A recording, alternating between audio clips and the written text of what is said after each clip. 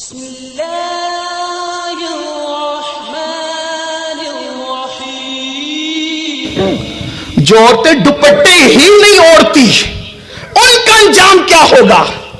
اور جن کے گھر کی عورتیں نہیں دوپٹے اوڑھتی اور مرد اس کو دوپٹہ اوڑھنے کے لیے نہیں کہتے، سالن میں نمک زیادہ ہو تو مارتے ہیں، سالن میں نمک زیادہ ہو تو گالیاں دیتے ہیں، سالن میں نمک زیادہ ہو تو طلاق کی دھمکی دیتے ہیں، بعض بدبخت تو طلاق تک دے دیتے ہیں۔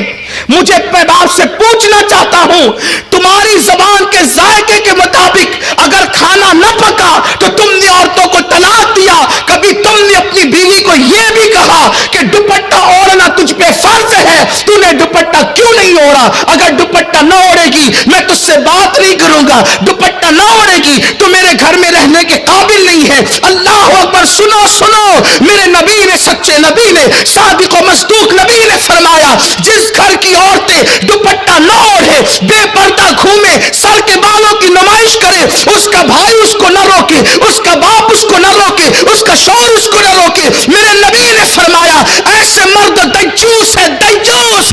اللہ نہ ان کی نمازیں قبول کرتا ہے نہ دعائیں قبول کرتا ہے، اور اللہ ایسے مردوں پہ لعنت کرتا ہے جس کے گھر کی عورتیں بے پردہ گھومتی ہیں۔ مجھے بتاؤ جن مردوں پہ قدرت لعنت کرے، جن مردوں پہ قدرت لعنت، وہ عزت کے ساتھ رہ سکیں گے؟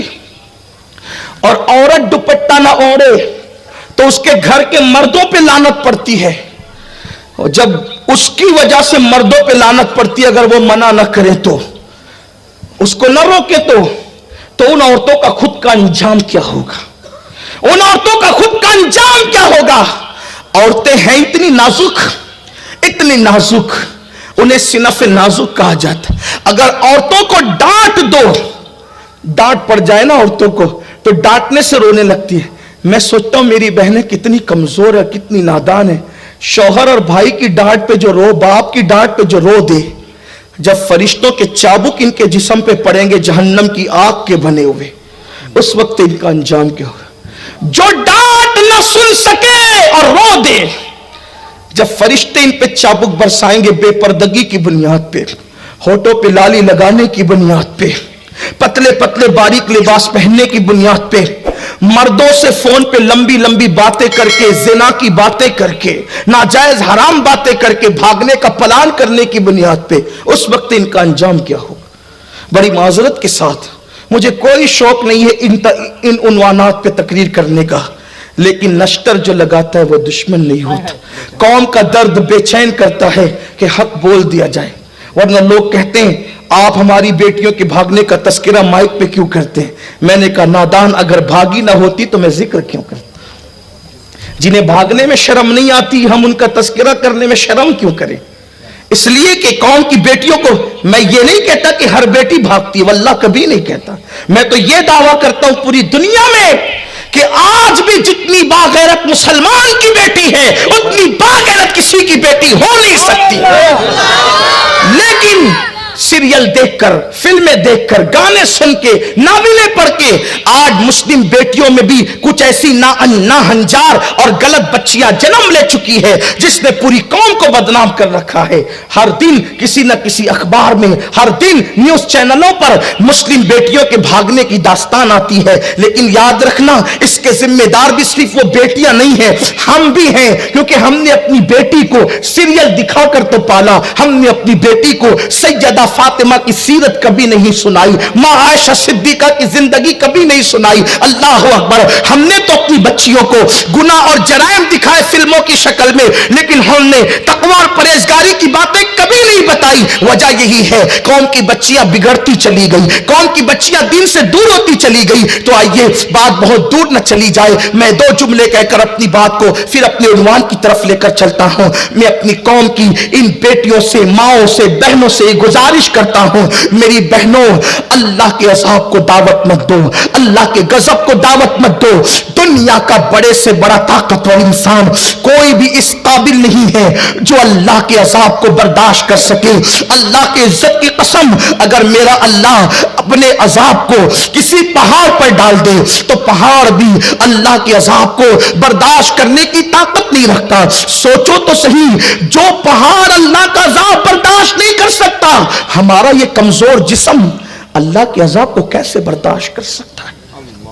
اس لیے کبھی گناہ کر کے اللہ کے عذاب کو دعوت مت دینا. میرے اللہ نے فرمایا ان بطش ربک لشدید, بے شک تیرے رب کی پکڑ بڑی سخت ہے. اللہ جب کسی کی پکڑ کرتا ہے تو پھر اس کو کہیں کا نہیں رکھتا. جوانی میں گناہ کرنا بہت اچھا لگتا ہے, جوانی میں گناہ کرنے میں بہت مزہ آتا ہے. جوانی میں رنگریلیاں گل چھلے اڑانے کے اندر انسان اپنے آپ پہ بہت بھاری اپنے آپ کو محسوس کرتا ہے. مگر سن لو, قدرت تمہیں اور ہمیں سب کو دیکھ رہی ہے. میرے اللہ کا اعلان ہے, ہوا معکم اینما کنتم, تم جہاں کہیں ہو اللہ تمہارے ساتھ ہے.